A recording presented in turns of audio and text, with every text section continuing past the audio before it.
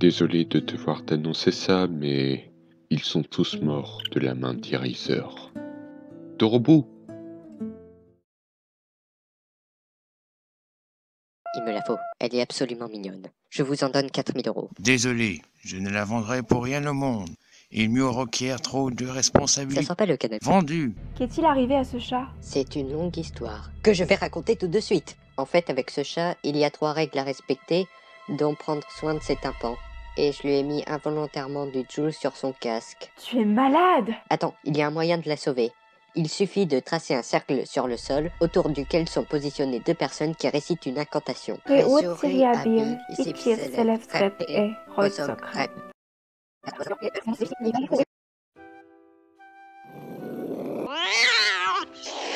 Ah, c'est donc pour ça que le vendeur avait dit de ne surtout pas faire ça. Tu veux dire qu'il t'a mis en garde et que tu ne l'as pas prise en compte? Mais regarde le bon côté des choses, il mieux est guéri maintenant. Donc, je vais pouvoir la garder et... Oh que non! Je vais la mettre en sécurité. De toi en particulier. J'ai volé cette clé au mégalomane libéré par ta faute. Analyse son contenu et appelle-moi dès que tu trouves quelque chose d'intéressant. Elle veut donc que j'analyse le film Aladdin de 2015. Ce navet bleu, c'est une nouvelle merde en couleur où personne ne rit, sauf les petits devant cette bouse de malheur. Bonjour à tous, ici Josh Wagner, et le film d'aujourd'hui a 3 particularités que les autres films que j'ai traités jusque-là n'ont pas. Premièrement, c'est une sombre merde. Si les 2 derniers films que j'avais traités ne sont pas de bons films, ce sont des chefs-d'œuvre comparés aux films que nous allons voir aujourd'hui. La deuxième particularité, j'y reviendrai. Ce film est adapté d'Aladin ou La Lampe Merveilleuse, un conte qui ne fait pas partie des manuscrits originaux du recueil des Mille et une Nuits, mais y a été ajouté tardivement, comme Sinbad le marin et Ali Baba et les 40 voleurs. Tiens, c'est intéressant de voir que les contes les plus célèbres de ce recueil n'étaient pas dans l'original. En réalité, Aladdin vient d'un recueil de contes d'origine persane datant du 7e siècle et a été rajouté au manuscrit par la traduction d'Antoine Galland faite durant le 18e siècle. Je n'ai pas le temps de résumer ce conte, mais j'ai fait une vidéo résumée dont j'ai mis le lien dans la description. Depuis 1899, avec l'adaptation de George Albert Smith, de très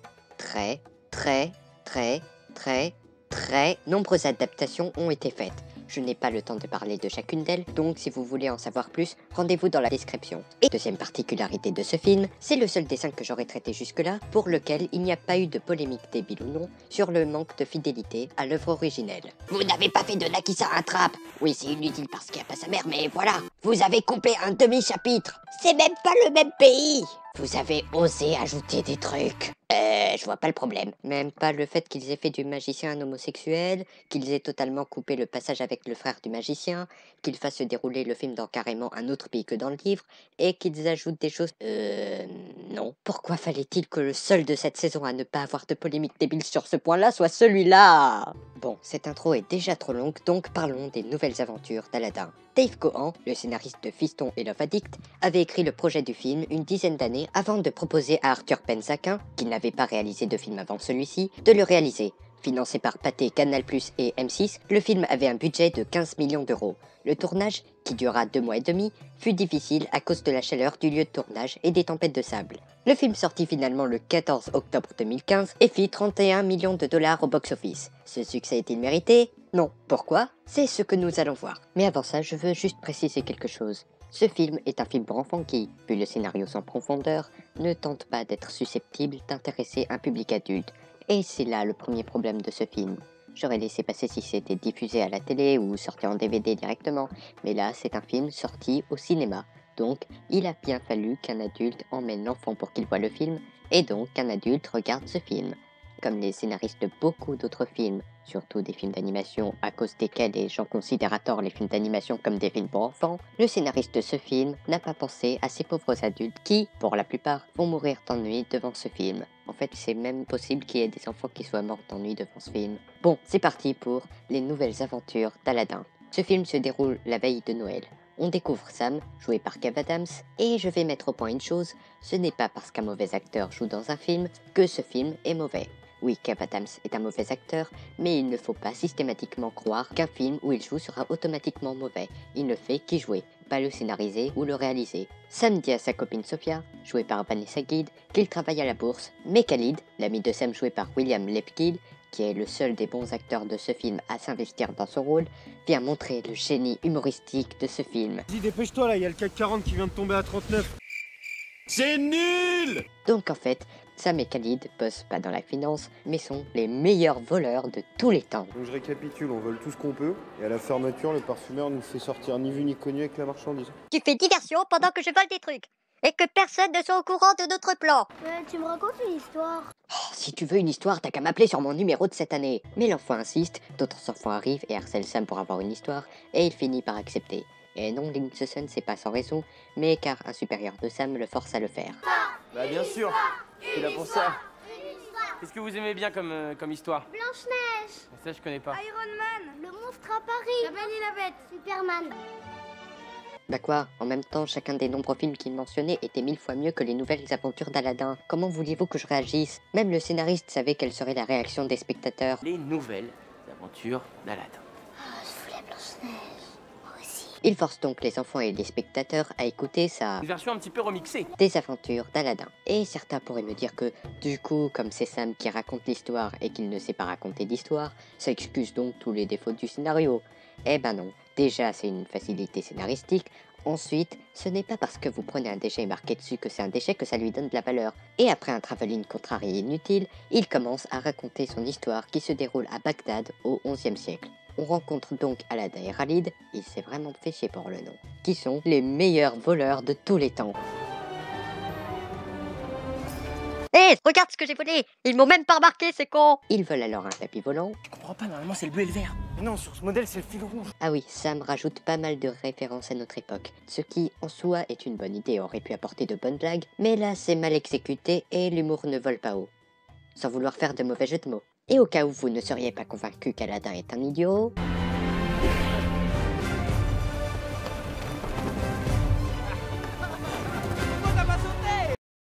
Bon, premièrement, il est temps d'introduire un nouveau personnage. Je vous présente donc Captain Obvious. Captain Obvious dit ce qu'il se serait passé si Khalid avait sauté. On a montré que les tapis devaient être contrôlés comme des voitures, donc il fallait que quelqu'un contrôle le tapis. Et si Khalid avait aussi sauté, personne ne serait sur le tapis pour les rattraper, avec et donc ils seraient tous les deux morts. Merci Captain Obvious. Deuxièmement, qu'est-ce qu'on dit sur lui plus tard dans le film sans qu'il y ait d'évolution de son intelligence? Aladin, il est malin. Particulièrement brillant. Bon, un point positif, les décors sont bien faits. C'est Ridley Scott qui avait fait construire ce décor pour Kingdom of Heaven. Ah, mais mis à part ça, l'esthétique du film est plutôt bonne, surtout au niveau de la lumière qui est très bien gérée. Ça reste un point positif, mais ce n'est pas ce qui fait la qualité d'un film. Et on rencontre le sultan stéréotype du mauvais dirigeant cupide et le vizir stéréotype du méchant tyrannique. D'ailleurs, pour prouver que ce dernier est un stéréotype, ses vêtements sont sombres, il tue ceux qui ne sont pas d'accord avec lui, il dit ses plans tout seul. Bref, c'est... Les méchants, les méchants. Le sultan apprend que sa fille, Shalia, a à nouveau tenté de sortir du palais alors qu'elle n'a pas le droit, donc la menace de décapiter une de ses servantes s'il y a récidive. Et je commencerai par Rababa, ta préférée. Princesse, je vous en supplie, c'est risqué. Je me permets juste de rappeler à sa gracieuse majesté que le sultan son père a promis d'exécuter la servante favorite de son Altesse. Shalia est donc une salope, donc on résume. Les deux voleurs les plus cons de tous les temps, un sultan cupide, méchant stéréotypé et princesse connasse. Je sens que je vais tellement aimer les personnages de ce film. Si la princesse se marie, à la mort du sultan, je pourrais perdre le contrôle du royaume. Vous sentez la conviction de l'acteur? Et jamais je ne deviendrai le plus puissant. Pardon? Le plus... Quoi? Vous m'avez parlé? Non, je parle tout seul. Notre monde est en danger à cause de cet inconscient de Trackmother. Si je ne récupère pas le Death Note, alors le clan Gozer risque de le récupérer. Je t'ai pas parlé. Je fais juste du semblant de développement de personnage.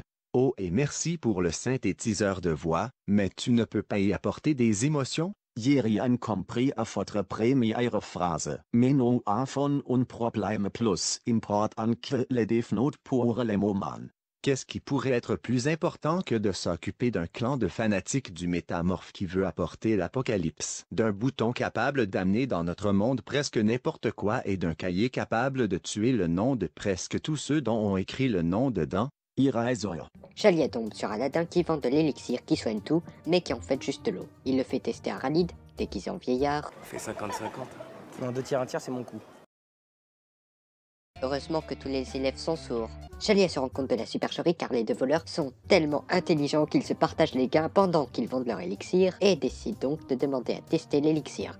Mais avant d'y toucher, Aladdin et Shalia ont un coup de foudre embarrassant.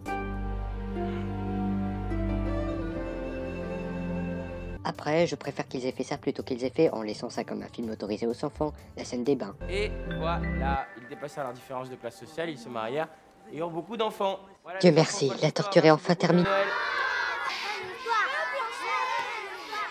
Alors tu m'occupes ces enfants, tu rentres chez toi, c'est clair? Hein? Oui, j'allais le faire. Très bien. Je vais vous raconter la fin de l'histoire, de toute façon j'avais prévu de le faire. Non. Attends, ça ne change pas le fait que ce soit un film de merde, mais est-ce que ce film ne serait pas plus profond qu'il en aurait l'air? En effet, si on remplace Sam par un réalisateur, les enfants par le public, et le boss de Sam par le producteur, ça nous donne... Le réalisateur avait fait un film qui se suffisait à lui-même et n'avait pas prévu de suite, mais à cause de la demande des spectateurs, le producteur oblige le réalisateur à faire une suite qu'il n'avait pas prévu de faire. Le film avait l'intention de faire un parallèle, non seulement entre l'histoire d'Aladin et la situation de Sam, mais aussi entre la situation de Sam et une satire du cinéma. Et c'est vraiment bien, mais il ne pouvait pas aussi avoir l'intention d'être un bon film. Bref, Shalia, qui je le rappelle vient de tomber amoureuse d'Aladin, fait croire que l'élixir peut rendre aveugle, risquant la vie d'Aladin, qui lui prévient pourtant que le peuple pourrait le tuer. Tu vas nous faire tuer, je te dis. Ok, Shalia est une connasse syndique. Mais Aladin est sauvé par l'arrivée du vizir, devant lesquels les gens se prosternent. Le désordre et le chaos, il me semble que désordre et chaos sont deux mots assez similaires. Ah non. Bon ben, ce Bagdadi était aussi con qu'Agrippine. Aladin tente de s'échapper. Aladin. Finalement c'est bon, hein, on fait 2 tiers, 1 tiers. Il commence à se battre contre les gardes qui ont la gentillesse d'attaquer un par un, pendant que les habitants se relèvent. En fait, c'est tous les Bagdadis qui sont cons. Aladin finit encerclé, mais... Regardez là-bas, il y a Blanche-Neige. Comment se fait-il que Blanche-Neige soit populaire à Bagdad à cette époque? Elle n'était même pas encore née. Qu'est-ce qu'elle fout là d'ailleurs? Satire du cinéma. Attends, mais t'as raison. Des gosses demandaient à voir Blanche-Neige, donc l'auteur leur a donné ce qu'ils voulaient et non ce dont le film avait besoin. Comme quoi, même dans des films de merde, on peut trouver des défauts qui cachent des qualités. Aladin combat donc les gardes, dans une scène d'action où on cherche encore l'intensité, et complètement inutile car il se fait capturer juste après. Khalid, qui est menacé de tuer le vizir s'il ne le relâchait pas, se fait tuer par un garde. Mais Khalid, il est mort. On change. Non. En fait, il est pas mort. Et donc Sam, obligé de ressusciter Khalid, fait comme ils lui ont dit, détruisant ainsi les enjeux, car si les gosses peuvent modifier le cours de l'histoire, Aladin va gagner, le vizir va perdre, quoi qu'il arrive. Donc, même si j'en avais quelque chose à foutre de lui, ben je m'en ficherais complètement maintenant. Satire En effet, cette scène qui détruit les enjeux appuie néanmoins sur la satire du cinéma. En effet, juste après, on montre cette scène où Sam applique la demande des enfants. Si ça se trouve, l'homme à qui on a coupé la tête, il avait un frère jumeau, docteur. Et ben il a emmené Khalid chez lui pour le soigner et pour le... Merci d'avoir attaqué le vizir par rapport à mon frère. Et le magicien jette son regard exaspéré vers le public, nous montrant qu'on est la cible de ce message. Cette satire du cinéma est franchement bien foutue. Si seulement je pouvais en dire autant du film. Le vizir envoie dans le désert Aladin, qui est un mirage de Khalid et Shalia qui viennent lui apporter de l'eau, mais chaque fois tombe avant d'arriver à lui. Et cette blague pas drôle dure une longue minute. Bon bah, ce film est officiellement un test de résistance à la torture. Finalement, le magicien, joué par le réalisateur, arrive et apporte à Aladin de l'eau, de la nourriture et du placement de produits. Je suis passé chez Quick, je t'ai pris un Giant aussi. Quick, un goût de légende. Aladin parle de la mort de Khalid au magicien et... Dans cette situation, n'importe qui réagirait comme ça. Oh bien. Ou comme ça. Sauf lui qui réagit comme ça. Sans vouloir t'offenser, mon généreux sauveur, ne serais-tu pas un peu de la jaquette volante? Non, cool. Déjà, Captain Obvious, tu peux expliquer? Le magicien vient d'avoir un orgasme en mettant son doigt dans l'oreille d'Aladin, donc le magicien est homosexuel. Merci Captain Obvious. Ensuite, c'est son orientation qui te fait peur? T'es vraiment rassuré de t'être fait violer par un hétéro? Oh mon dieu, un noir a tué Kenny. Mais non, je suis blanc. Ah, ok, tout va bien alors. Aladin accepte de l'aider à récupérer une lampe à un endroit dangereux, et non, Linson, le fait qu'il change d'avis en 13 secondes n'est pas injustifié. Il refuse d'abord, mais accepte lorsque le magicien lui dit qu'en échange, il aidera à se venger du vizir. Le magicien révèle ensuite le palais où est cachée la lampe.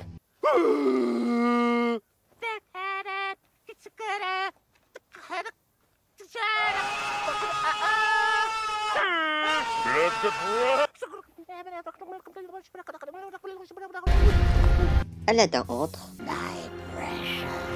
Why do you say it in English? Aladin arrive à la première épreuve, qui consiste en un sol qui active des flèches et qu'il réussit en se cachant dans une poterie très solide.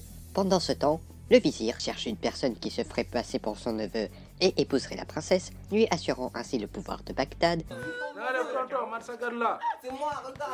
Le vizir tombe sur Khalid qui s'était travesti. Se travestir est-il un crime? Ah oui. Soit tu te déguises pour mieux dérober ton prochain, soit pire, c'est une déviance, mais dans les deux cas... Bon, on va parler d'un point polémique de ce film, la discrimination. Dans ce film, il y a pas mal d'humour noir. Bon, j'ai pas trouvé où il faut rire, mais ça reste de l'humour.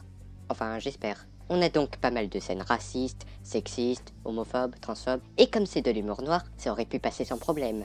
Si ce n'était pas un film pour enfants! Pourquoi, Captain Obvious? L'humour noir n'est pas pour les enfants. Un enfant risque de prendre certaines blagues d'humour noir comme un message qui peut donc avoir des conséquences sur sa mentalité, surtout si on ne dénonce jamais ces messages. Merci Captain Obvious. N'importe quoi. C'est par rapport à la mentalité de l'époque à laquelle se déroule le film. Et les cuites et les panneaux stop dans le désert, c'est pour représenter l'époque aussi. D'autre part, dans le film de Disney, la mentalité de l'époque était représentée, mais aussi dénoncée, contrairement à ce film. Et pourtant, il pouvait encore plus facilement dénoncer cette mentalité. Vu qu'il fait des références à l'époque, il aurait aussi pu faire des remarques comparant la mentalité de l'époque par rapport à la mentalité actuelle. Ou même son patron aurait pu le faire, ce qui aurait permis au film d'en plus faire une satire de la censure.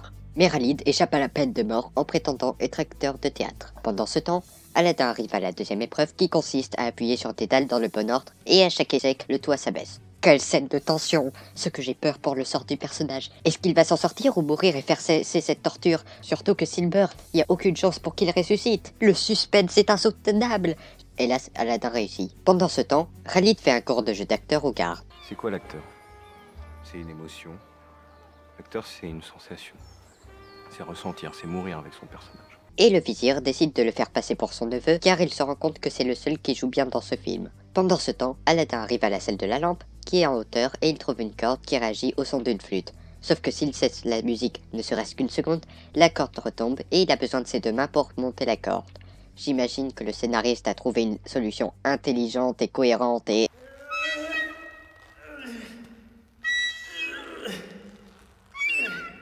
Le méchant, oui c'est lui, c'est le méchant. Il s'habille tout en noir, c'est un méchant. Est-ce que vous avez compris? Non, je te jure, je suis en train de niquer 20 ans de carrière là.